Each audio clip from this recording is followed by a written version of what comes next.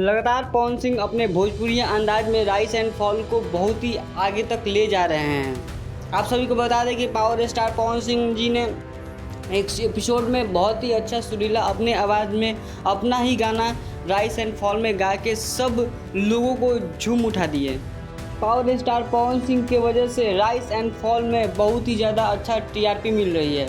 पवन सिंह की वजह से राइज एंड फॉल को लोग बहुत ही देख रहे हैं, बहुत ही लोग शेयर कर रहे हैं और बहुत ही लोग पवन सिंह को वोट भी दे रहे हैं। सबसे मतलब है कि पावर स्टार पवन सिंह के वजह से ही राइज एंड फॉल अभी चल रहा है, क्योंकि पावर स्टार पवन सिंह के वजह से ही सब राइज एंड फॉल को देख रहे हैं, एपिसोड को देख रहे हैं। आप सभी देख रहे थे कि बिग बॉस बहुत ही ज़्यादा हाईलाइट, बहुत ही ज़्यादा अप में चल रहा था, लेकिन राइज एंड फॉल आने की वजह से और पावर स्टार पवन सिंह के एंट्री की वजह से राइज एंड फॉल बहुत ही ज़्यादा ऊपर चल रहा है और बिग बॉस बहुत ही ज़्यादा डंप हो गया है।